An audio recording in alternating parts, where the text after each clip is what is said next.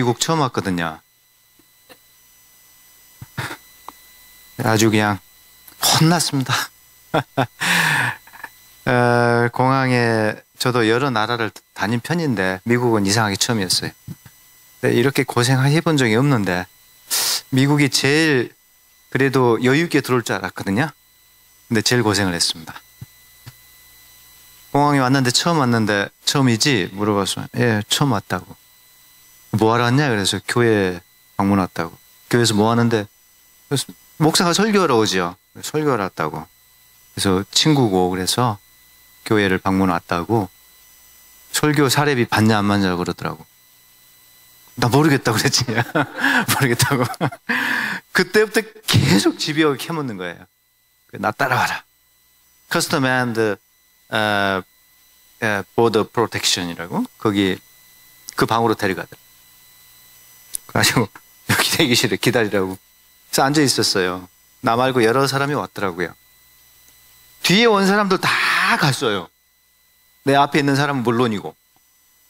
뒤에 온 사람 다 갔는데 나만 안 부르고 있는 거예요. 2시간을 잡아놓고. 이게 지금 나 일주일 거기서 이제 그랬거든요. 얼마나 있다 가냐 그러니까 아니 일주일 있다 간다고.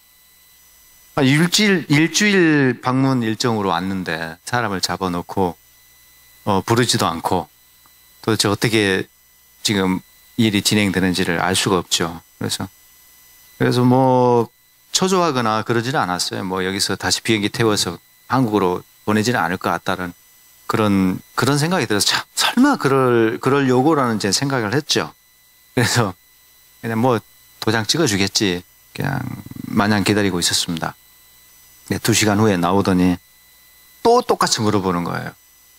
너 설교하고 사례 받지? 그 똑같이 대답했죠. 아니라고. 거기 지금 네 호텔도 없고 교회 주소가 마침 이제 없어가지고 못 썼어요. 그냥 베들레헴 처치 이렇게만 쓰고 주소를 안 썼어요. 교회가 어디냐?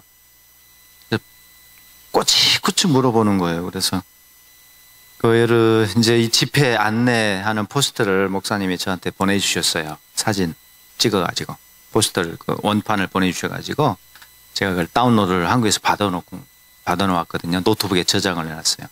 딱 이래가지고 그걸 딱 보여주고 여기 교회 주소 있고 교회 이름 있고 전화번호 다 있다고 이 말했지. 내가 지금 여기 설교하러 온 광고를 이렇게 만들었다고. 아 여기 전화번호 있다고 딱 따더니 다시 들어가더라고요. 또 30분 걸렸어요. 또. 나와가지고 너 가도 되는데 그러더라고. 가도 되는데 절대 설교하고 샐러리 받으면 안 돼.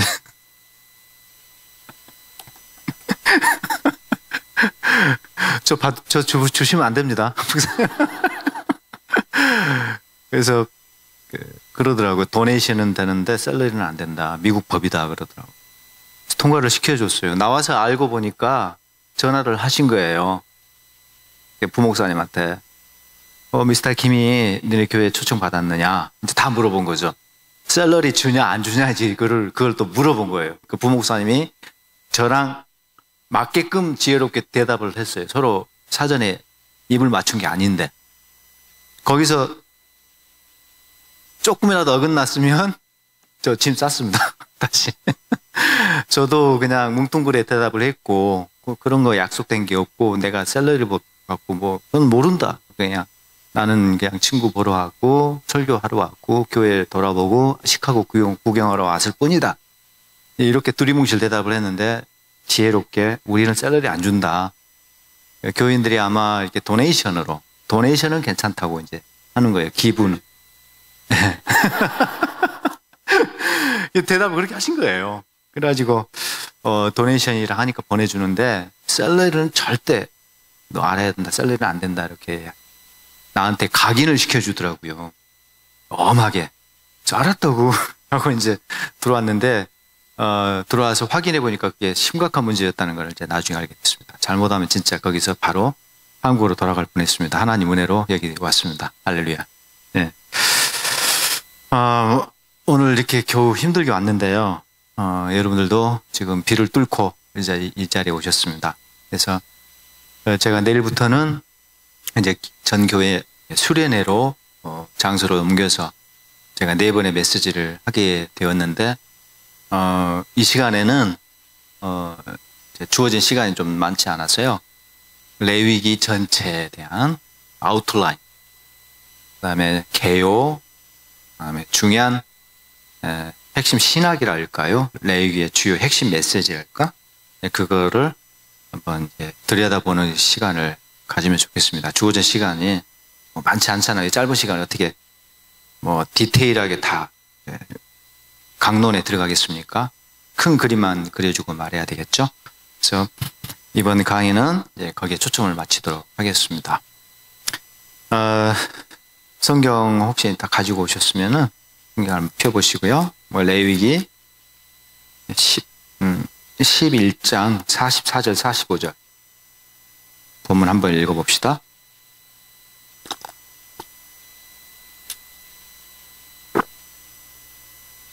(44절) 11장 44절 45절 이게 레위기의 총 주제라고 보시면 됩니다.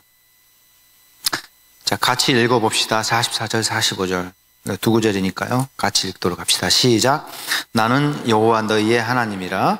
내가 거룩하니 너희도 몸을 구별하여 거룩하게 하고 땅에 기는 길짐승으로 말미암아 스스로 더럽히지 말라. 나는 너희의 하나님이 데려오고 너희를 애굽 땅에서 인도하여 낸 여호와라. 내가 거룩하니 너희도 거룩할지어다. 아멘. 4번의 수련회 기간에 제가 이제 주제를 이렇게 4개로 나누어서 이제 메시지를 증거를 하는데요. 지금 이 시간에는 그걸 통합해가지고 거기서 핵심만 간추려서 말씀을 드리려고 합니다. 화면이 보이죠? 네. 레위기가 참 중요한 책이에요. 그 수련회 가서는 이제 제가 간단하게 핵심만 중요성을 말씀을 드릴 건데, 여기서 제가 강조하고 싶은 것은 뭐냐? 레위기는 굉장히 중요한 책이다. 우리가 어렵게 생각하지만 따분하고 그리고 복잡하니까 그냥 막 넘어가고 싶고 또 읽어도 잠이 오는 그런 책이고, 어떤 사람의 표현에 따르면은 몽골에 있는 고비 사막이라고, 사하라 사막보다 더 지독한 사막이 있어요. 저 성경의 고비 사막이다. 이렇게 이제 표현을 합니다. 제일 통과하기 어렵고 지루하고 따분한 그런 책이라는 표현이죠. 재미가 없는 책인데 정작 정통 유대인들, 전통적으로 역사적으로 유대인들은 이 책을 제일 중요한 책으로 꼽았다는 거죠. 1등으로. 그래서 자녀들에게 5살 되면은 토라 교육을 시작하는데 1번으로 가르치는 책이 레위기였습니다. 토라라 하면 성경의 5권의 책을 우선 말해요. 모세오경, 장, 출, 레, 민, 신, 신명기까지. 이것을 좁은 의미에서 토라라 하고 넓은 의미에서는 구약 성경 전체를 가리키기도 합니다. 근데 이 사람들 토라 그러면 일단 모세오경입니다. 모세오경을 먼저 가르치는데 우리가 생각할 때 순서대로 창세기부터 가르쳐야 될 것 같은데 그렇지 않고 레위기를 바로 레위기를 뽑아가지고 그것부터 가르쳐요. 그 코올리기한테 뭘 알아먹겠어요? 그 꼬맹이한테. 그런데 이 어려운 말씀을 그 꼬맹이가 뭘 안다고 그 꼬맹이한테 가르치기 시작합니다. 왜 그러느냐? 알아먹든 못 알아먹든 자고로 이 책이 중요하다는 거죠. 어릴 때부터 알고 있어야 된다는 거죠. 그러니까 너무나 중요한 책이었어요. 1등으로 먼저 가르쳤다는 것이고, 왜 이게 유대인들에게는 중요했는가? 이 책이 그 예배 규범서예요. 쉽게 말하면 제사법이 나오잖아요. 제사라 함은 번제, 소제, 화목제, 속제제, 속건제라 하는 소위 5대 제사거든요. 요게 레위기 1부터 7장까지에 나와요. 제일 먼저 제사법부터 나온다는 거죠. 레위기가. 그러니까 제사 드리는 방법을 가르치는 책이에요. 1번으로. 1차적으로. 그 무슨 말이냐? 우리식으로 말하면은 예배법, 예배 드리는 방법을 가르쳐 주는 책이라는 거죠. 어떻게 하나님 백성이 예배를 잘 정확히 드릴 것인가? 그걸 잘 가르쳐 주고 있어요. 예배 규범서라는 거죠. 제일 중요하다. 하나님 앞에 어떻게 예배드릴 것인가. 이거 1등으로 중요하니까 아이들에게 그걸 먼저 가르쳐야 되니까 이 책을 먼저 가르치고, 그 다음에 예배 드리는 사람이 나가서는 어떻게 살 것인가. 삶의 지침서예요. 쉽게 말하면. 예배자가 어떻게 살 것인가의 문제. 예배를 어떻게 드릴 것인가? 그럼 예배 잘 드렸어. 그럼 나가서는 어떻게 살 것인가? 예배자의 삶의 지침서입니다. 윤리적 교과서예요. 거룩한 삶을 어떻게 살아낼 것인가에 대한 문제입니다. 두 가지가 다 있죠. 예배 규범서고 삶의 지침서고 두 가지가 다 있어요. 그러니 이 책이 얼마나 중요합니까? 그래서 그런 이유로 이걸 먼저 가르쳤다는 거죠. 오늘날 유대인들은요, 우리가 생각하는 것처럼 이게 토라 교육에 올인하고 막 이걸 어릴 때부터 구워 삶아가지고 막 철저하게 말씀 교육을 시키고, 이거는 이제 우리가 유대인에 대한 환상을 그렇게 품고 있는데 그렇지는 않아요. 유대인들의 교육이 남다르긴 한데요, 성경은 안 가르칩니다. 겨우 회당 출석하고 말고 이스라엘에 살고 있는 정통 유대인들이 있어요. 유대인 복장을 그대로 고수하고 그들의 투교한 이렇게 모자, 빵모자처럼 그런 거 쓰고요. 그런 걸 쓰고 검은 복장 갖추고 그 정통 유대인들이 있습니다. 한 15% 정도가 있어요. 그 사람들이 토라 교육을 집착을 하고 토라 교육을 집중적으로 지금도 자녀들에게 시키고 있는데, 세속 학교에 안 보내요, 자녀를. 그러니까 걔네들한테서는 노벨상이 한 명도 안 나옵니다. 우리가 착각을 하면 안 됩니다. 단절되어 있어요, 그 사람들 삶이. 그래서 전통 유대인의 삶을 고수를 하고 있는데, 그래서 경전을 가르치는데 그 사람들만 경전 가르치고 세속 이스라엘 사람들은, 유대인들은 그냥 정규학교에서 최고의 교육을 이제 가르치는 거죠. 양질의 교육으로. 교육 방법이 다르니까 우수한 학자들이 이제 나오게 되어 있고요. 그 여담으로 제가 말씀드리는 건데, 어쨌든 역사적으로는 이 사람들에게 참 중요한 책이 레위기였다는 것입니다. 이렇게 중요한 책이니까 우리가 이걸 소홀히 여기면 안 되고 무시하면 안 되고 또 재미없다고 해서 그냥 넘어가면 안 된다는 것이죠. 그들에게, 구약 백성들에게 중요했으면은 신약 백성들에게도 동일하게 하나님 말씀이니까 마찬가지로 중요하다는 것입니다. 그 중요성을 안 이상 이 책을 더 이상 우리가 소홀히 대하면 안 되겠다. 이제부터는 레위기 말씀이 좀 대접을 받고 위상을 찾아야 되겠다라는 생각을 합니다. 그 사명 때문에 제가 여기저기 돌아다니고 있습니다. 그리고 레위기가 얼마나 중요한 책인가 하는 것을 제가 이렇게 잘 풀어가지고 이렇게 말씀을 드리고 있거든요. 집회를 통해서 알려드리고 책을 써가지고 단행본도 썼고요. 신문에다도 작년에 기독신문이라고, 우리 교단신문입니다. 제가 합동측 소속 목사인데 우리 교단신문이 일주일에 한 번씩 나와요. 주간지로 나오는데 한 면 전체를 저한테 주셨어요. 그렇게 주기가 어려워요. 그것도 25주 동안을 줬어요. 25주 동안 시리즈로 25주의 연재를 했습니다. 레위기에 대한 글로. 저한테는 굉장히 고마운 일이죠. 이렇게 해서 글로, 책으로, 이렇게 신문을 통해서 등등 여러 가지 방법을 통해서 레위기 말씀을 풀어내 드리려고 애를 쓰고 노력을 하고 있어요. 이것이 저에게는 중요한 사명 중에 하나거든요. 왜냐? 제가 봐도 레위기를 연구를 해보니까 너무나 중요한 말씀이거든요. 우리 목사님이, 이상규 목사님이 제 책을 읽었어요. 좀 두꺼운 책이에요. 레위기의 신학과 해석이라는 책이 있어요. 15권 지금 준비해 왔습니다. 선착순입니다. 선착순이에요. 그 책을 읽으시고 제가 바라는 그런 감동을 받았어요. 제가 독자들이, 이런 목사님들이 이런 감동을 받았으면 좋겠다, 이런 깨달음을 얻었으면 좋겠다는 그런 마음을 가지고 간절한 마음으로 그 책을 집필을 했거든요. 저의 한 15년 동안의 레위기 연구를 다 집약해서 거기다 넣었어요. 제가 깨달은 것들 다 집어넣고 깊이 있게 하면서 그걸 평이하게 이제 설명을 하려고 예를 썼어요. 수많은 도표, 그림, 사진 다 총동원해가지고 그 레위기는 말로 설명해 갖고 안 돼요.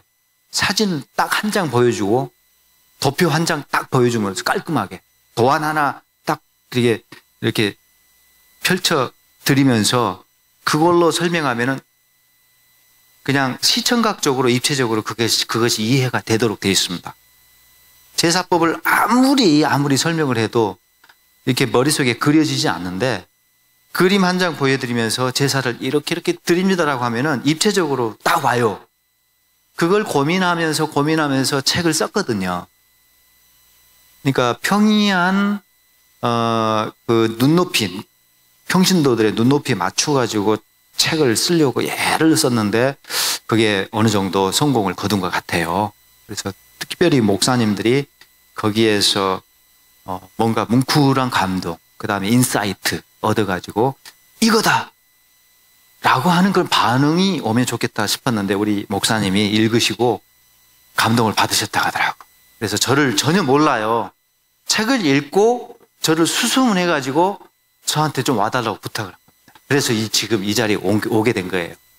할렐루야. 감사합니다. 예. 그래서 이제 레위기라는 책이 이렇게 중요한 책이다. 그래서 여러분들도 이제 그걸 인식을 하고 그 레위기를 잘 대접을 해 줬으면 좋겠습니다. 다른 성경책도 중요하죠. 하나님 말씀이니까. 레위기는 그동안에 조금은 푸대접 받았어요. 그래서 레위기도 하나님 말씀으로 이제 자리를 잡으면 좋겠다라는 생각을 합니다. 할렐루야. 이렇게 중요한 책이고, 그 다음에 이제 레위기를 나름대로 이제 설교를 하더라도 이상하게 해석을 해왔어요. 풍유적으로. 예를 들어서 이런 식이죠. 여러분, 레위기 11장에 보면은 이런 짐승을 먹으라고 했습니다. 책임질을 하고 굽이 갈라진 그런 짐승을 먹으라고 했는데 이유가 뭔지 아십니까? 라고 하면서 해석이 이상하게, 엉뚱하게 가요. 해석이. 굽이 갈라진 것은, 두 굽이 갈라진 것은, 두 굽은 신약과 구약을 가리킵니다. 이건 하나님 말씀입니다. 책임질은 뭐냐? 말씀 묵상입니다. 그래서 그 짐승을 정결하다게 했고 바로 하나님 백성, 바로 그 말씀과 말씀 묵상을 상징하는 그런 짐승을 먹어야 됩니다. 그런 깊은 뜻이 있습니다. 라고 이제 하는 거죠. 근데 다른 교회 갔더니 그 목사님이 다르게 설명하셔요. 이 두 굽은 뭘 가리킨지 아십니까? 선과 악입니다.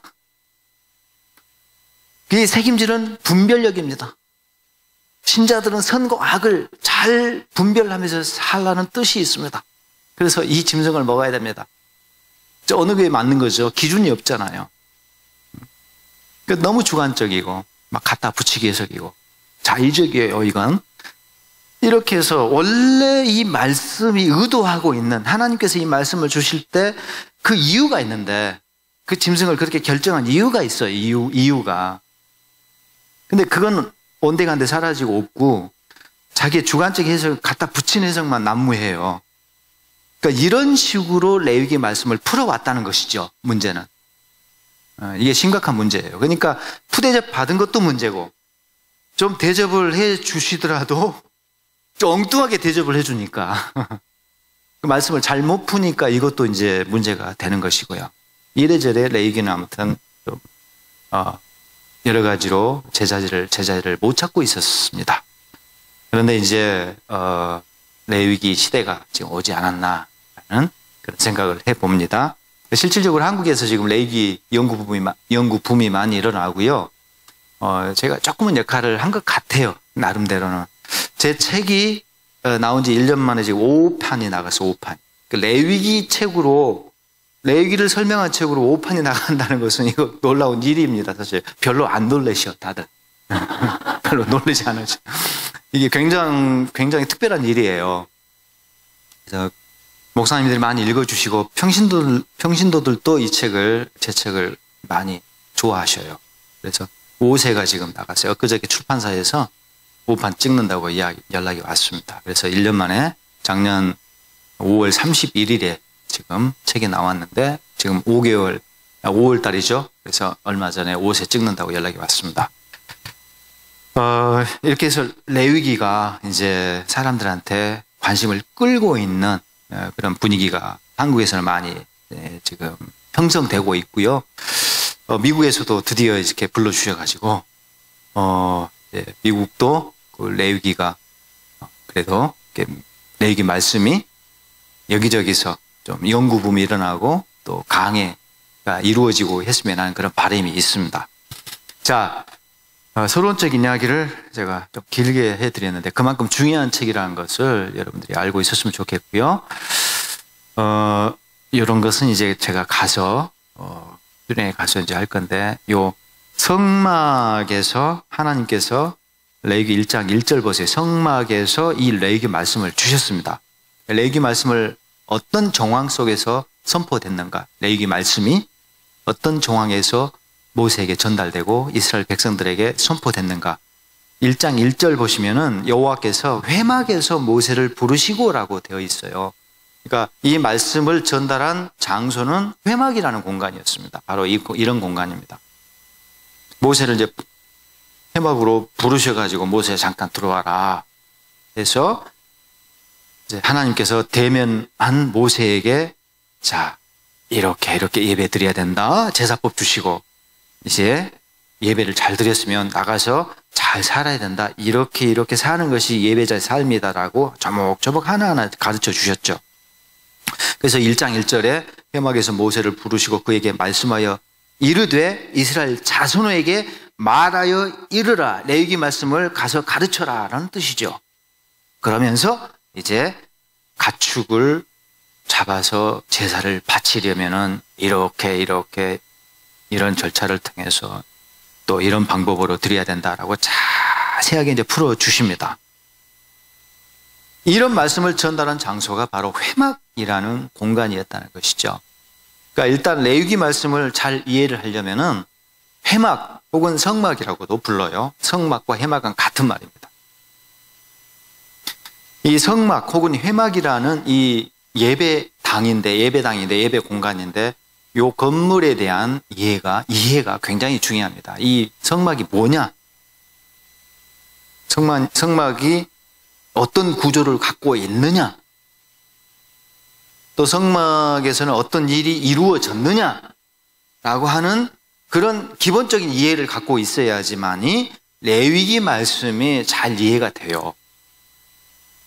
성막의 모형이 거기 지금 우리 화면에 보입니다. 보시면은 이제 울타리가 쳐졌잖아요. 저 전체 울타리까지 포함한 크기가 그렇게 우리가 생각하는 것처럼 큰 사이즈는 아닙니다. 성막은 작은 공간이에요. 기껏해야 길이가 50m밖에 되지 않습니다. 그러니까 예배당으로서는 좀 작아요. 그 다음에 폭이 25m입니다. 가로 50m, 세로 25m. 크기에 좀 작은 공간이고 그게 지금 마당까지 포함해서입니다. 본당은 그 안에 시설물이 하나 있잖아요. 그게 바로 천막이 쳐져 있는 건물이죠. 저것을 좁은 의미에서 바로 저 건물을 회막 그렇게 불러요. 혹은 성막 그렇게 불러요. 좁은 의미에서는. 그러니까 이름부터가 막자가 들어갔잖아요. 천막 건물이라는 뜻이에요. 회막 그러면은 만남의 천막 그런 뜻이에요. 만나는 천막이다. 하나님과 제사장이 백성이 만나는 그런 천막이라는 뜻으로 회막 이런 말이 붙었고 성막은 거룩한 천막이라는 뜻입니다. 그게 좁은 의미에서는 저 본당 건물을 가리킵니다. 지금 텐트가 쳐졌잖아요. 천막이. 그렇죠? 근데 본당 크기는 더 작아요. 15m. 5m밖에 안 됩니다. 작죠. 근데 그 공간이 이제 중요하죠. 저 공간이 가장 신성하고 거룩했습니다. 근데 그 천막 건물이 방이 2개로 구성되어 있습니다. 방이 2개가 있어요. 큰 방이 있고 작은 방이 있습니다. 네, 이 정도는 다 아실 거예요. 큰 방은 이제 성소라고 불러요. 저는 이제 그것을 조금 더 구분하기 위해서 성소를 하면은 너무 포괄적인 개념이니까. 왜냐하면 성막 전체를 성소라고도 부르거든요. 회막 전체를 성소 이렇게 불러요. 솔로몬의 성전도 성소 이렇게 불러요. 넓은 의미에서 성소는 하나님의 예배당을 다 가리키는 말이거든요. 그러니까 좁은 의미에서 그 큰 방을 성소 이렇게 하면 헷갈리니까 저는 이제 구분하기 위해서 내자를 붙여요. 내자 붙여가지고 안에 있는 성소라 해서 내성소 이렇게 저는 부릅니다. 제가 만든 용어예요, 사실은. 요즘은 그게 이제 통용되고 있더라고. 편의상 구분하기 위해서. 그래서 큰 방은 내성소라고 부르고 작은 방, 제일 안쪽에 있는 작은 방이 있습니다. 거기는 지자가 붙어요. 그래서 지성소라고 합니다. 그거는 가장 거룩한 장소다는 뜻이에요. 지성소, 지극히 거룩한 공간이라 해서 지성소라고 합니다. 그 앞에 있는 큰 방은 그만큼은 거룩하지 않아요. 거룩의 등급이 낮아요. 한 단계 낮아. 덜 거룩해요. 그래서 그냥 성소, 저는 이제 내자 붙여서 내성소라고 이제 부르는 그런 방입니다. 그게 큰 방이에요.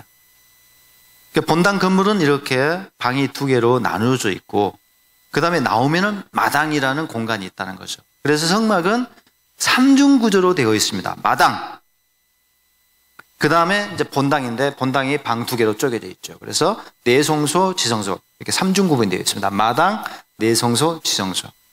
이게 왜 중요하냐면은 이 삼중 구분된 공간이 안쪽으로 들어갈수록 거룩의 하나님의 거룩의 강도가 높아요. 거룩의 등급이 높아요. 그래서 지자 붙은 지성소가 가장 강력한 거룩의 기운이 흐르는 공간이고 하나님의 거룩의 기운이 거기 흐르고 있어요. 감돌고 있어요. 그 다음에 큰 방은 덜 강력해요. 그래도 강력합니다. 덜 강력한 거룩의 기운이 감돌아요. 마당은 많이 약한, 많이 약화된 하나님의 거룩의 기운이 감돌고 있습니다. 성막이란 공간은 하나님의 거룩의 기운이 가득 채우고 있는 그런 공간입니다. 특별 공간이라는 거죠. 쉽게 말하면. 거기가 하나님의 거룩의 기운이 감돌고 있기 때문에 함부로 들어가면 일이 발생합니다. 그 일을 하면 다쳐요. 구약에서는 그랬습니다. 뭐 신약에서는 그렇지 않죠. 신약에서는 뭐 여기 평신도 올라온다 해서 쓰러지거나 그렇지 않죠. 맞아 죽거나 그렇지 않는데 구약에서는요. 올라오면은요. 스파크가 일어나죠. 부딪히. 네, 맞아 죽어요. 실질적으로 그런 사고 사례가 성경에 몇 번 있습니다. 함부로 들어왔다가 진입했다가 바로 즉사하고 하나님의 불을 맞아 죽고 거룩의 기운에 맞아 죽어요. 마치 강력한 전류에 감전되는 것처럼 그런 하나님의 거룩의 기운이 감돌았어요. 그러니까 저 성막이란 공간은 함부로 들어가면 일이 발생합니다. 평신도는 어디까지 들어갈 수 있느냐 하면은요, 뜰까지 가요. 마당까지. 제사를 드리기 위해서 그 공간에 진입할 수가 있습니다. 그래서 뜰막이 쳐져 있죠? 지금 여기 뜰막입니다, 이게. 요게 이제 뜰막이에요, 요게. 뜰에 쳐져 있는 첫 번째 휘장입니다, 저게. 거기를 진입할 수가 있습니다. 근데 그렇다고 아무 때나 아무나 막 진입하면 또 일 납니다. 큰일 나요, 또 그런 경우. 이유가 있어야 돼요. 뚜렷한 목적이 있어야 됩니다. 그냥 담배 한 대 피려고 들어갔다. 그럼 사고가 발생해요. 이유 없이 산책하러 왔다. 그러면 일이 발생한단 말이죠. 그러면 그 사람 즉각 거룩의 기운에 맞아 죽어요. 제 이야기가 아니라 성경에 나와 있는 이야기입니다. 민수기 4장 보면은 다 나와 있어요. 민수기 1장하고 4장 보면은 요 이야기가 나와 있어. 경고를 줘요, 백성들한테. 아무 생각 없이 성소에 진입하지 마라. 무슨 말이냐? 목적이 뚜렷해야 됩니다. 뭐냐? 제사를 바치기 위해서. 그래서 제사를 바치기 위해서 백성들이 준비를 하고 이렇게 정결하게 하고 몸을 깨끗하게 하고 마음의 준비도 하고 자신이 뭐 부정 타고 그러면 못 들어갑니다. 부정 탔다 하면은 탔다 하는 것은 두 가지 이유로 부정을 타요. 죄를 지으면은 부정 타고 그 다음에 죄뿐만 아니라 구약에서는 이것 만지면 더러워진다라는 것들이 있습니다. 송장을 만지잖아요. 그러면 몸이 부정 타요. 그러면은 하나님의 성소에 접근을 못 해요. 이렇게 해서 도덕적인 문제가 있고 하자가 있어서 부정을 탔거나 몸이 더러워졌거나 아니면은 어떤 신체적인 물리적 접촉을 통해서 하나님이 만지지 말라는 걸 접촉해서 부정이 탔거나 이렇게 해서 더러워진 사람은 성소 진입 못합니다. 일 발생해요. 그러니까 제사를 바칠 때도 하나님이 아무나 막 제사를 바치라고 한 것이 아니라 몸이 부정한 사람은 제사도 못 드렸어요. 일단 그 문제부터 해결을 해야 됩니다. 그 문제부터. 법이 그래요. 그래서 그 제사를 바치기 위한 목적으로 그 첫 번째 뜰막이라는 출입문을 통과해서 들어갈 수가 있어요. 그러면 괜찮습니다. 하나님 그 제물을 받으시고, 그래서 백성들이 진입할 수 있는 공간은 뜰이었어요. 마당. 그 다음에 이 본당 안에는 누가 들어가는가? 평민이 들어가면 큰일 납니다. 그 휘장이 또 가려져 있습니다. 한 장 더 있죠? 한 장 더 있잖아요. 휘장이 이렇게 한 장 더 있습니다. 두 번째 휘장이 가로막고 있어요. 저 휘장이 일종의 경계선 표시입니다. 마당을 경계를 구분을 짓고, 그 다음에 본당을 경계를 구분 짓는 차단막 역할을 해요. 경계선입니다. 그걸 넘어간다, 큰일 납니다. 그래서 평신도가 들어가기는커녕 빼꼼하고 젖혀보기만 하도 휘장을 뭐가 있지라고 살짝 열어보기만 해도 거룩의 기운에 바로 맞아 죽어요. 제 말이 아니라 성경에 나온 이야기예요. 거기는 강력한 거룩의 기운이 흐르고 있었어요. 거기에 맞아 죽어요. 거기는 이 두 번째 공간, 큰 방을 누가 들어가냐면은 제사장들이 들어가는 거예요. 그 안에 이런 물건들이 있거든요. 이런 거룩한 비품들이, 선물이라고 하죠. 거룩한 비품들이 놓여져 있어요. 제사 도구입니다. 마당에는 번제단이라는 제사 용품이 놓여져 있고, 그 다음에 이제 물두멍이 거기 놓여져 있고, 물두멍에는 물이 담겨져 있습니다. 그러면 이제 제사 이렇게 짐승을 잡다 보면은 뭐 살점도 튀고 더러운 것도 튀고 피도 튀고 그걸 이제 씻어야 될 거 아닙니까? 그 다음에 그 짐승도 창자 빼가지고 그거를 훑어내가지고 막 씻어야 되고, 그런 작업을 할 때 물 다 써야 돼요. 제사장도 목욕도 해야 되고 등등 여러 가지 용도가 있습니다. 그 물이 담겨져 있어요. 제사에 필요한 그런 반드시 필요한 물이죠. 그런 중요한 비품이 두 개가 놓여져 있습니다. 중요한 거는 이제 번제단이죠. 그 다음에 이제 본당 가면은 그 비품이 이렇게 세 가지가 놓여져 있습니다. 오른쪽 딱 들어가서 진입해서 오른쪽에는 떡상이 놓여져 있어요. 떡상에는 뭐가 놓여져 있냐면, 떡상이니까 떡이 놓여져 있죠. 하나님 앞에 올리는 진설병이라는 특별한 떡이 놓여져 있습니다. 이렇게 두 줄로 6층으로 포개져 있어요. 이렇게 이쪽 6겹, 이쪽 6겹, 그래서 12개의 떡이 놓여져 있습니다.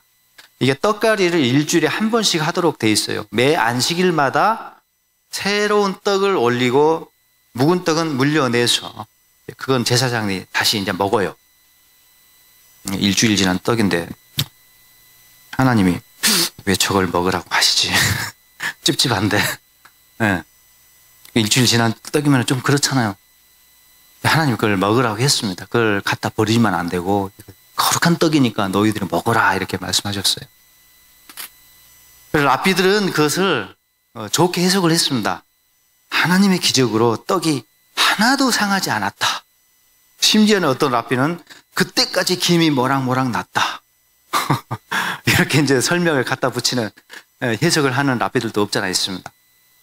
떡은 아무 문제가 없었기 때문에 먹으라고 했겠죠. 무교병인데, 무교병이라는 떡의 특징은 이스트를 안 넣기 때문에 한 5시간 지나면 그때부터 굳어요. 딱딱해져요. 그래서 하루 지나면 아주 딱딱해집니다. 그럼 잘 안 상해요, 그건. 자, 하나님의 제사상으로 올라가는 그런 떡은요, 100% 무교병입니다. 유교병은 허용하지 않아요. 왜냐? 누룩이 섞인 것은 하나님이 변절과 부패를 상징하기 때문에 부적절하다는 거죠. 하나님과 백성이 보통 관계가 아닌데, 깨질 수 없는 관계고 변할 수 없는 관계인데, 그게 지금 변질을 상징하고 부패를 상징하는 그게 섞이면은 거기에 부적절하니까 하나님이 유교병은 올리지 말아라고 하셨어요. 근데 맛은 유교병이 맛있어요. 맛은. 누룩을 섞은 게 떡이 더 맛있어요. 근데 불어 하나님이 무교병 올려라 라고 이제 하신 이유가 이제 그런 깊은 의미가 있습니다. 부패와 변질을 상징하니까. 불편하다 이거는. 너랑 나랑은 그런 사이가 아니지 않냐. 변하지 않는 사이인데 어떻게 그런 게 섞일 수가 있느냐. 안 된다. 그래서 무교병을 항상 올리게 돼 있는데 그 떡의 특징은 조금 몇 시간 지나면 딱딱해진다는 거죠. 문제는. 근데 이제 일주일 지나면 아주 딱딱하게 돌처럼 단단해져요. 그 떡이 안 상하는 거죠. 그걸 분명히 다시 쪄서 먹었어요. 그거를. 그래서 어쨌든 떡가리를 일주일에 한 번씩 매 안식일마다 하는 떡상이 놓여져 있다는 거. 제사법이에요. 일종의. 하나님의 제사를 드리는 방법 중에 하나예요. 그 다음에 가운데는 향단이 놓여져 있습니다. 이게 향단이에요. 그 춘향이 시녀 향단이가 아니고 그 향단이가 아니고 향단이라는 특수한 제단이 놓여져 있습니다. 마당에는 번제단이란 제단이 주제단이 놓여져 있고 커요. 그거는 2.5m, 2.5m 커요. 규모가. 근데 향단은 향을 피우는 제단이라는 뜻입니다. 향제단이에요. 조그만해요. 키도 1.2m 그 정도 높이밖에 안 되고 45cm, 45cm 작아요. 거기에 이렇게 향료를 놔가지고 불씨를 들고 와서 그 향연을 피우는 거예요. 매일 아침 저녁으로 해야 됩니다. 이렇게 향제사를 드려요. 그 향이 늘 그 공간을 채우고 있습니다. 향긋한 향이, 향기로운 향이. 그거를 매일 아침 저녁으로 제사장이 하는 것이고, 그 다음에 왼쪽 하면은 뭐가 놓여져 있냐면은 이쪽에는 금등대라고 놓여져 있습니다. 요거는 금덩어리로 만든 촛대가 아닙니다. 촛대는 철을 꽂는 거죠. 그래 촛대죠. 근데 철을 꽂는 게 아니에요. 등을 놔요. 그 등불을 켭니다. 그 심지를 꽂아가지고 기름을 채워서 거기에 이제 불을 붙여가지고 기름이 타서 이제 그 등대를 놓습니다. 등잔을. 그 등잔을 놓는 대라 해서 등잔대라 합니다. 그러니까 금촛대가 아니고 금등대가 맞는 말이죠. 엄밀하게 따지면. 거기에 놓여져 있습니다. 그 7분지가 이렇게 뻗어 나와 있죠. 가운데 분지 하나, 양쪽에 3개씩. 7개의 등을 놓도록 되어 있습니다. 그거는 24시간 불을 밝혀놔야 돼요. 그 내부 공간이 컴컴하거든요. 낮에도 컴컴해요. 왜? 천막을 둘러쳤잖아요. 그 천막을 근데요, 저걸 한 장만 둘른 게 아니에요. 최소한 석 장 둘렀어요. 마지막 장도 다 덮었으면 넉 장이고 4겹이 돼요.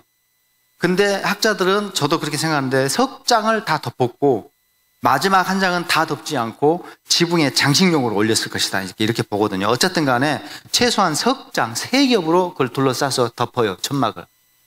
그러니 안에 불이 하나도 안 들어옵니다. 자연 채광이 안 됩니다. 컴컴해요. 낮에도. 그러니 저 불로 내부를 밝히도록 되어 있는데 저 불빛이 뭘 상징하는가? 하나님의 꺼지지 않는 빛, 하나님의 광채, 변함없는 하나님의 그 영광의 빛, 이걸 상징하거든요. 그 빛만으로 그 공간은 채워야 된다는 것이죠. 자연 채광이 거기에 침투해 오면 안 된다는 겁니다. 그러니까 다 틀어 막았어요. 그런 깊은 뜻이 있습니다. 하나님의 빛을 상징해요. 저 등대가. 그 등잔에서 비치는 그 불빛이. 그래서 하나님의 그 불빛으로 그 공간을 채우도록 하는 그런 의미가 있는 것이고,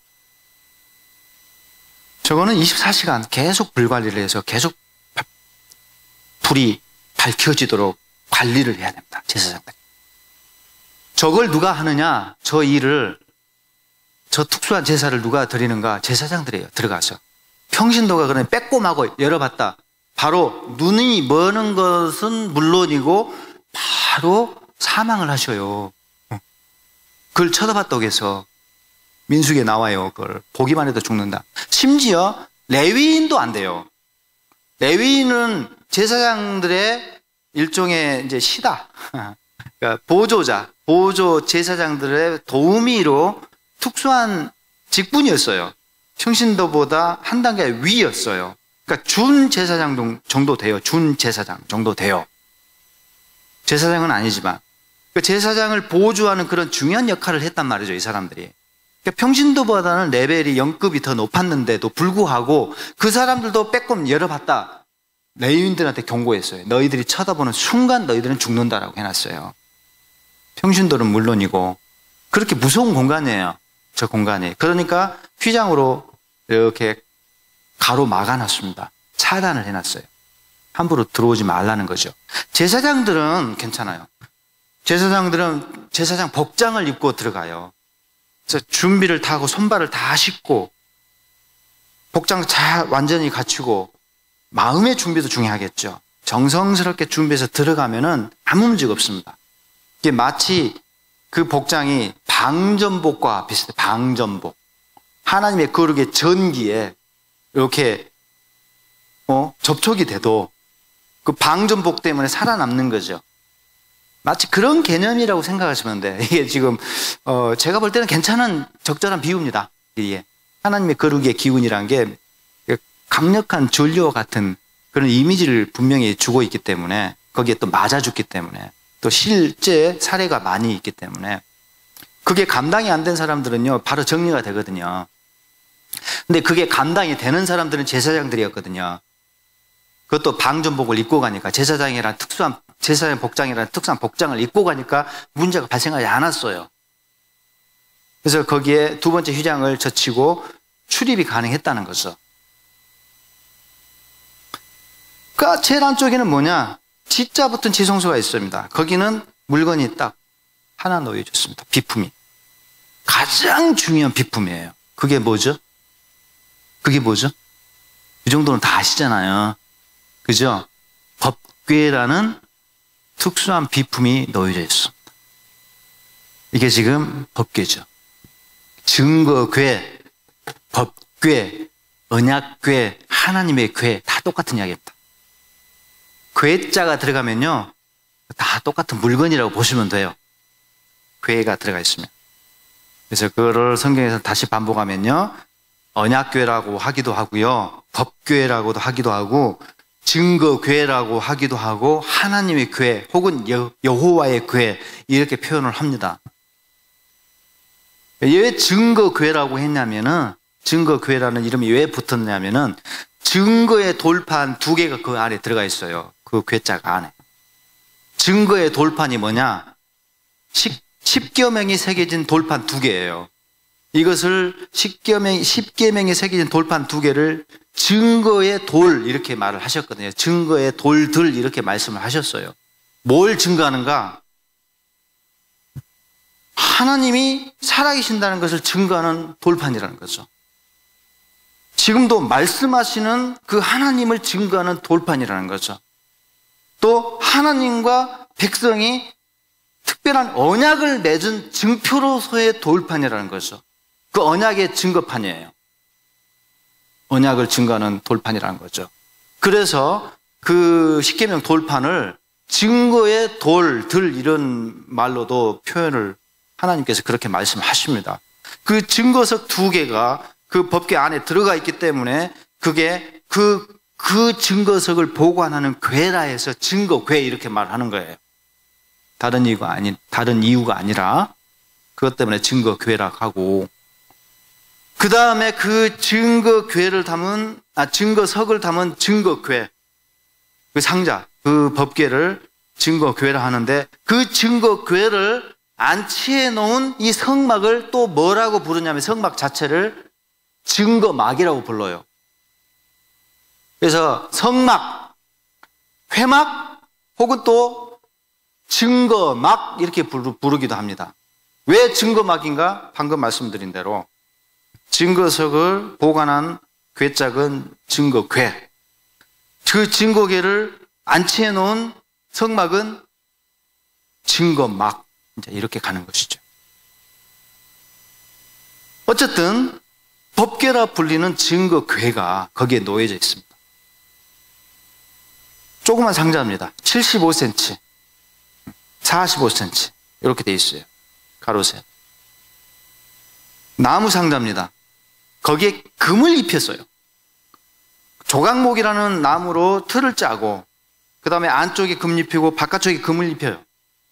그 다음에 그 위에 놓여있는 물건이 특수한 물건입니다. 이게 중요합니다. 이것을 뭐라고 하냐면은 속죄소라고 해요. 이걸 그 위에 묵직한 금덩어리로 되어 있는 물건 하나 놔요. 특수하게 제작을 해가지고 그거는 금덩어리 자체예요. 나무로 이렇게 새겨가지고 하는 것이 아니라 금덩어리 자체로 만들어요. 그걸 위에 놔요. 이제 그룹이라는 천상의 존재입니다. 그 두 그룹, 여기서 그룹 그러니까 무슨 뭐 한뭉탱이 뭐 그런 그룹이 아닙니다. 영어 그룹이 아닙니다.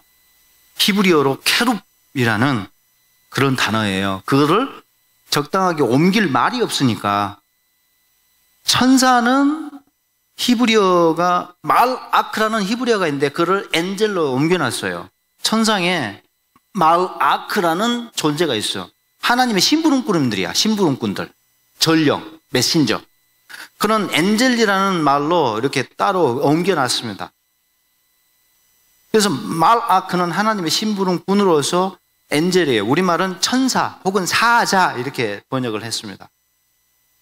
근데 천상에는 그런 그룹만 있는 게 아니고 세라프라는 그룹 천상의 존재가 또 있어요. 이사야에 나와요. 세라프, 스라빔, 스랍 이렇게 나와요. 스랍. 그런 존재가 있는가 하면은 바로 여기 있는 그룹 케룹이라는 존재가 또 있어요.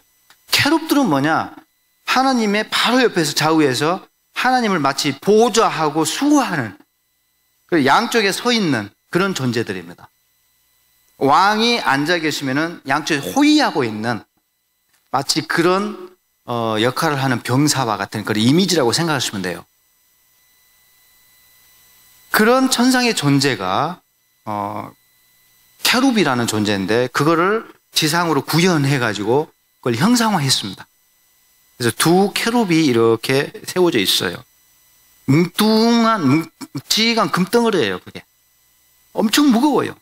그걸 나무깃적 위에 올려놔요. 그리고 가운데는 비어 있습니다. 원래는 누군가가 거기에 앉아 있어야 돼요.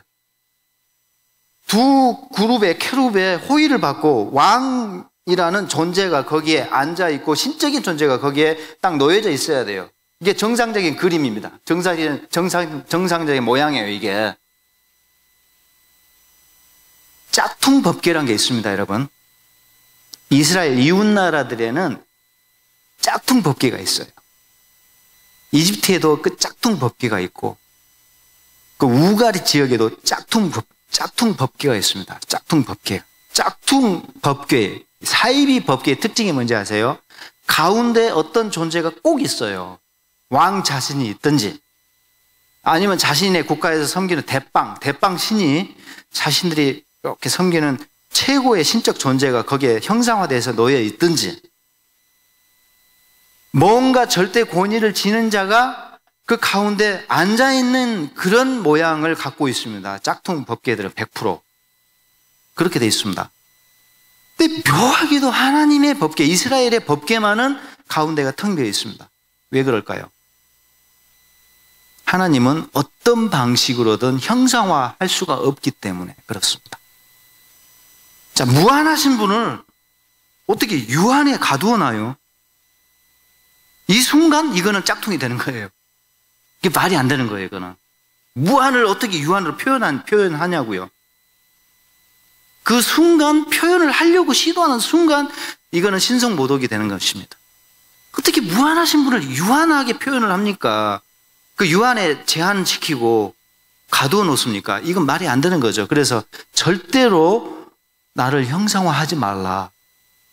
십계명에서 첫 번째로 하나님께서 경고하신 게 바로 그런 이유 때문입니다. 그 순간 그는 우상이 되는 거죠. 그 순간 그것은 짝퉁이 돼요. 그래서 어떤 방식으로도 하나님은 형상화될 수가 없기 때문에 그분을 어떻게 표현을 합니까? 이렇쿵 저렇쿵 표현을 할 방법이 없습니다. 그래서 절대로 하나님께서 허용하지 않았어요. 그러니까 그대로 비워놔라 이렇게 이제 하셨고, 그래서 텅 비어 있어요. 희한하게도 괴이하게도 이스라엘의 법궤만 텅 비어 있습니다.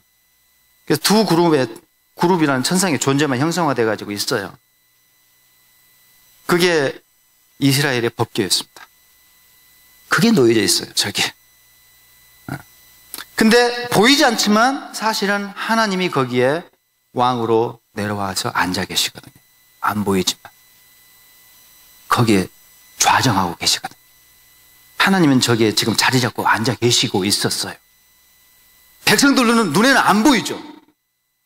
제사장이, 대자 붙은 제사장이 저 공간에 들어갈 수 있었어요. 1년에 한 번. 들어가서 봐도 그분은 안 계셔요, 거기에.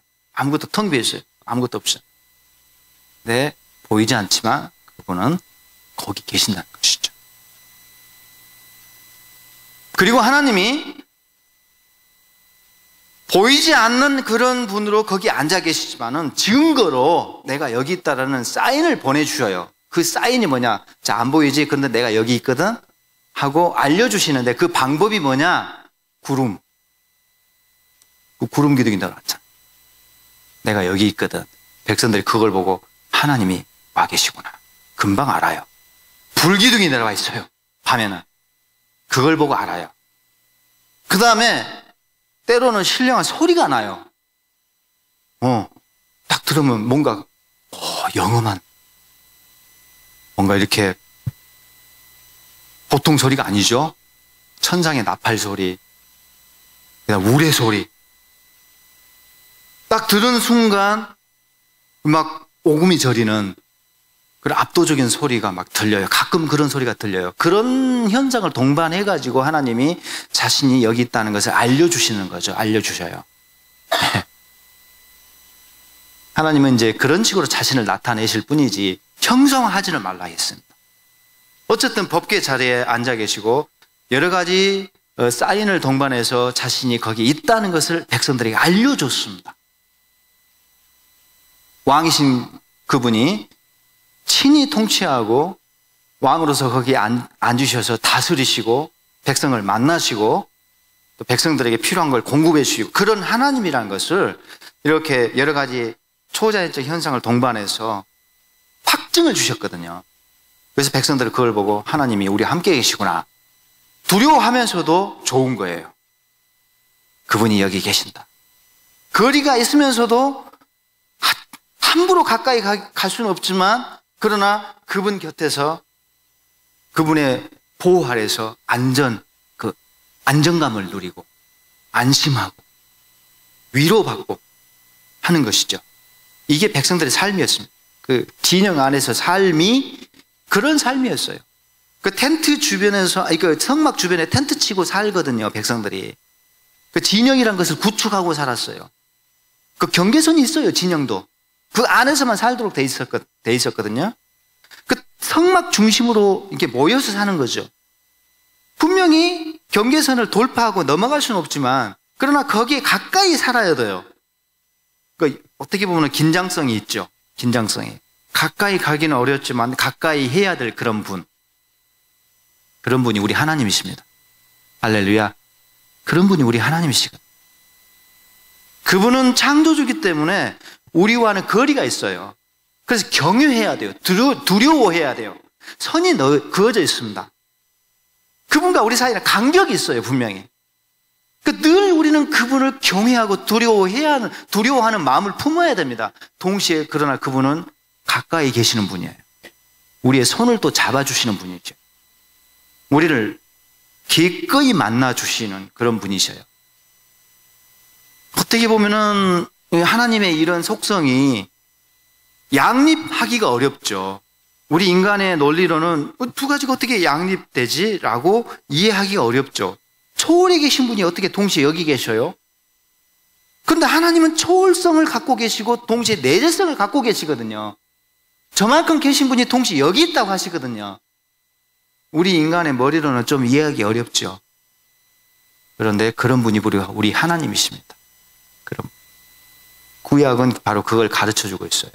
그래서 자꾸 경계선을 쳐가지고 하나님이 하나님됨을 백성들에게 알리고 교훈합니다. 다르다는 거죠.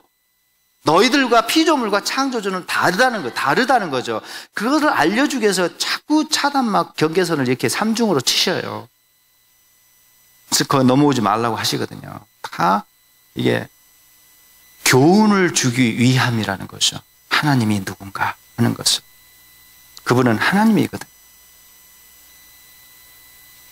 지성소라는 공간에 법궤가 놓여져 있는데 하나님이 거기 앉아 계시니까 거기는 얼마나 강력한 거룩의 기운이 감돌겠습니까? 어떤 제사장이 호기심에 살짝 젖혔어요. 커튼을 살짝 보았는데 호기심에 어떤 제사장이 그 순간 어떻게 되겠어요? 집사님, 그 순간 어떻게 되겠습니까? 부시지게. 바로 사고 나요. 그래서 특수한 휘장으로 저 휘장은 또 특수했어요. 청색, 자색, 홍색 실로 짜고요. 기본적으로 다른 휘장도 청색, 자색, 홍색 실로 짭니다. 기본은 실은 똑같았는데 두꺼워요. 일단 휘장 두께가. 그 다음에 다양한 그룹 형상들이 수놓아져 있어요. 특수해요. 그러니까 문양이 달라요. 비싸요. 그러니까 아주 그 특수한 휘장으로 특별하게 차단을 단단히 견고히 하도록 이렇게 둘러쳐놨습니다. 함부로 그를 젖혀보지 못하도록 하기 위해서 아주 그냥 비싼 휘장으로, 단단한 휘장으로, 두꺼운 휘장으로 거기를 가로막아 놨습니다. 제사장이랄지라도 그를 살짝 젖히기만 해도 일이 생겼어요. 법궤를 보면 안 됩니다. 이렇게 쳐다보면 안 돼요. 누구만 입장 허락됐습니까? 대자 붙은 대제사장만이 그 공간에 들어갑니다. 그것도 아무 때나 들어가는 것이 아니고 1년에 한 번, 1년에 하루 하나님이 날 잡아서 이날만 들어와라라고 허락하셨어요. 그날 7월 10일인데 그날을 속죄일이라고 합니다. 속죄일에 하나님이 입장해라라고 하셨어요. 왜 그러냐면 피를 뿌려. 그 상자 위에 나무 괴짝으로 해서 금칠한 그 법궤 몸통 위에 속죄소라는, 엄밀히 따지면 속죄소라기보다 속죄판이라고 번역하는 게 더 좋아요. 판때기처럼 이렇게 딱 덮거든요. 그 그룹 형상이 이렇게 놓여져 있고 그 뚜껑처럼 이렇게 놔요. 그러니까 속죄판이 더 좋은 번역인데 거기에 피를 뿌리도록 하셨어요. 거기다 피를 뿌리면은 그 피값으로 백성들이 죄를 용서받았거든요. 중요하잖아요. 거기에 피를 뿌리도록 하나님 들어와라라고 이제 하셨거든. 1년에 한 번 들어가요. 거기를. 그것도 아무나 들어가는 것이 아니라 대자 붙은 대제사장만이 들어가요. 대제사장이 어떤 사람이에요? 대자 붙었잖아요. 대제사장은 가장 거룩한 신분을 가졌거든. 가장 거룩해요. 백성들 중에서. 평민이 있죠. 평민보다 조금 거룩의 등급이 높은 사람이 레위인입니다. 레위인보다 더 거룩의 등급이 높은 사람이 제사장이고요. 제사장보다 월등히 거룩의 신분이 높은 사람이 대제사장입니다. 복장이 다 달라요. 대제사장은 완전히 특수 복장을 입어요. 일반 제사장도 복장이 달랐지만, 예복이 달랐지만 좀 어떻게 보면 밋밋해요. 일반 제사장의 복장은. 근데 제사장의 복장 화려했습니다. 막 보석이 여기 저기 붙고요. 금실로 막 이렇게 술을 넣고 금실로 짠 그런 베옷을 입고요. 삼중으로 겹쳐서 입고 화려했어요. 특수한 복장이죠. 그런 옷을 입은 사람이 대제사장인데 그만큼 거룩의 신분이 높았습니다. 거룩의 어떤 등급이 높은 사람이었어요. 거기에 걸맞는 사람만이 지성소에 들어가는 거죠. 그래서 너만 들어와라 라고 하셨습니다.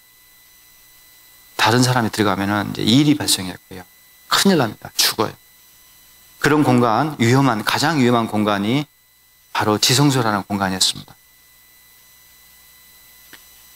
자, 서론 쪽 이야기 하니까 시간이 다 가버렸어요. 그러니까 수련회 다 오란 이야기입니다. 네. 자, 저 공간에서 예배라는 것이 드려지는 것이죠. 자, 하나님의 거룩의 기운이 지성소라는 공간을 가장 강력하게 채우고 있었고 그건 위험한 기운이었습니다. 좋은 기운이면서 위험한 기운이었다는 것.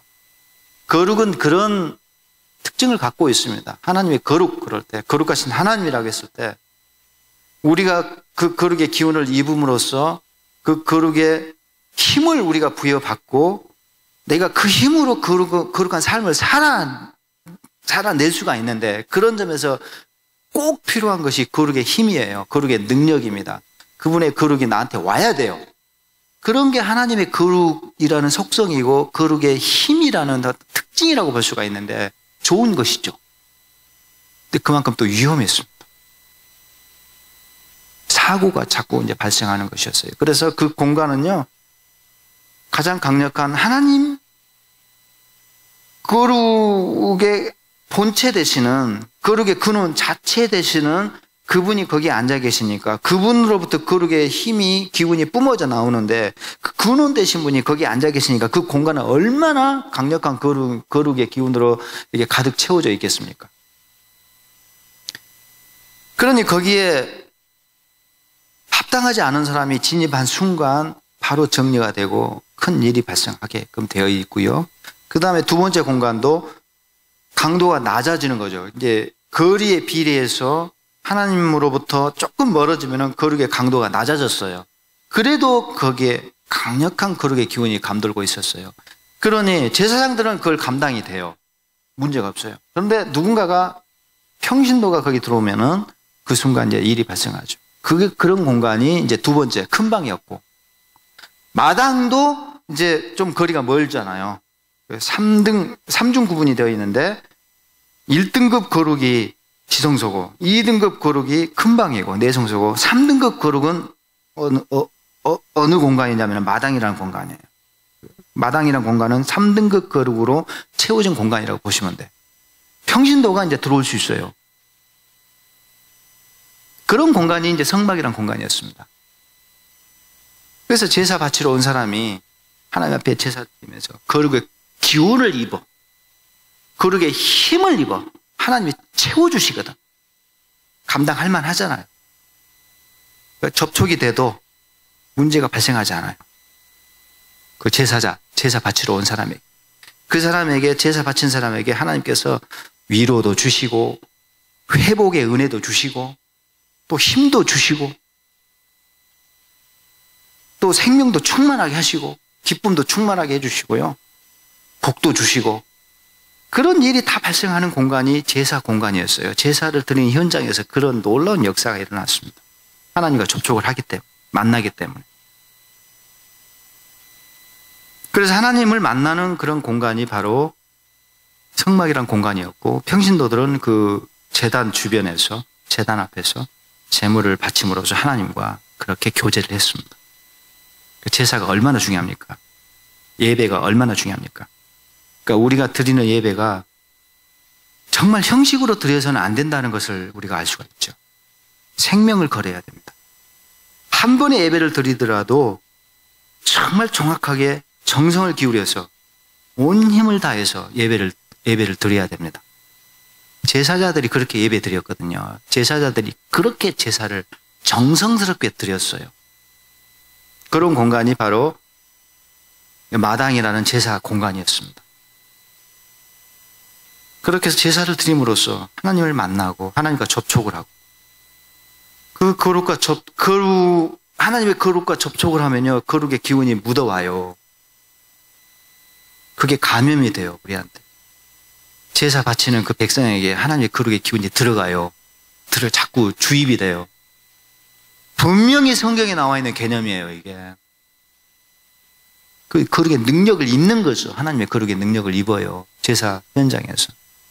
나가서 거룩한 삶을 내가 살아내는 거예요. 그 힘으로. 그게 우리의 예배입니다. 그래서 레위기는 그걸 가르쳐 주고 있어요. 제사 잘 드려라. 그러면 너희들이 힘을 얻고 나가서 거룩한 백성으로서 거룩한 삶을 살아낼 수가 있다. 이게 레위기의 핵심 메시지입니다. 그 힘이 어디에서 공급되는가? 제사 바치는 그 현장에서, 그 예배당에서 공급되는 거예요. 그 예배 현장에 오는 사람이 그 능력을 입어요. 하나님의 거룩의 능력을 입고 나가요. 회복되어서 나가요. 새롭게 되어서 나가요. 그래서 삶의 예배 현장에서 삶의 예배를 살아내고 삶의 예배에서 성공을 거두는 거예요. 그게 바로 제사 공간이라는 성막에서 이루어지는 하나님의 은혜의 역사였습니다. 오늘날도 마찬가지잖아. 예배 잘 드려야 됩니다. 그러니 그냥 헛두로 예배 드리면 안 됩니다. 형식으로 예배 드리면 안 됩니다. 제사자들이 와가지고 이제 수련회 가서 그 제사를 어떻게 드렸는지, 얼마나 정성을 기울였는지, 어떤 절차로 짐승을 잡았는지, 올렸는지, 결국 태웠는지 하나하나 우리가 살펴볼 거예요. 근데 요지는 뭐냐? 제사 바치는 사람이 최선을 다해서 온갖 정성을 기울여서 짐승을 준비해서 올렸습니다. 우리 예배가, 매번 드려지는 예배가 그런 현장에 되어야 됩니다, 여러분. 내가 제사자로서 그렇게 예배 시간에 앉아 있어야 돼요. 그냥 그냥 앉았다가 수동적으로 앉아서 이렇게 오늘 설교 말씀이 어떤가? 예배 준비가 잘 되니까 뭔가 예배를 통해서 내가 채워가지고 예배 시간이라는 것은 내가 뭔가 공급받는 시간일 뿐이에요. 내가 뭔가를 바치는 것이 아니라 나를 드리고 나를 잡아서 나를 제물로 올리는 그런 시간이 아니라 그게 지금 우리가 생각하는 예배거든요. 근데 이제 레위기를 들여다보면은 성막이란 공간을 들여다보면은 그렇게 예배 드려서는 안 된다는 거죠. 우리 예배당이 일종의 하나님 백성이 모여서 예배 드리는 성막이라는 공간이거든요. 물론 이 건물이 중요하지 않아요. 건물은 예배의 공간으로서 편의를 제공할 뿐이죠. 이게 폭격을 맞아가지고 다 무너졌다. 그래도 여기 모이잖아요. 그러면 그게 예배당입니다. 예배당이에요. 믿는 사람들이 예수 그리스도의 이름으로 모여서 예배 드리면은 그 공간 자체가 예배당인 거예요. 그 백성들 무리 자체가 교회고 성전이 되는 것입니다. 그래서 우리가 이제 모여서 예배 드리잖아요. 그러면 예배 현장에서 이런 마음을 가지고 예배를 드려야 됩니다. 제사를 바쳐야 돼요. 그럼 하나님이 임재에 계신 우리 하나님께서 제가 아까 말씀드린 그 은혜를 다 주셔요.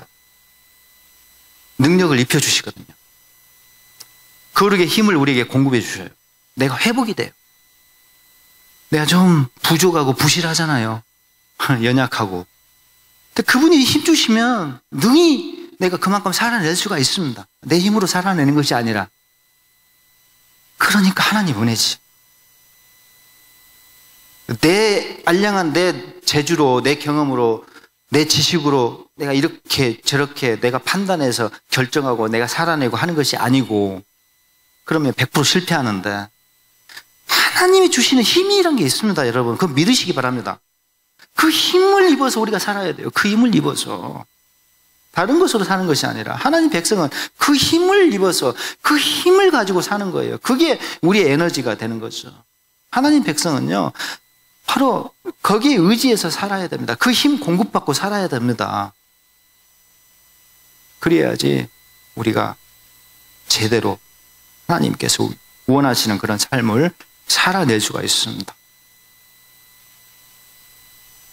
자, 레위기라는 책이 바로 이런 책입니다. 예배에 관한 책이라는 것이죠. 자, 앞으로 여러분들이 레위기를 통해서 이런 기대감을 품고 레위기 공부하시고 이번 집회 동안에도 이제 강론에 이제 들어갈 거예요. 기대감을 품고 하나님께서 어떤 말씀을 주실지 이제 많이 기도하시기 바랍니다. 놀라운 레위기 말씀의 잔치가 이루어지는 그런 수련회가 되기를 주의 이름으로 축원드립니다. 또 이런 능력 공급받고 살아내는 그런 진정한 예배자로서 여러분들이 이제 예배의 성공 거두고 예배자의 삶에서 또 성공을 거두는 그런 귀한 그리스도인이고 또 하나님의 백성이 되기를 주의 이름으로 축원드립니다. 우리 다 같이 기도합시다. 제가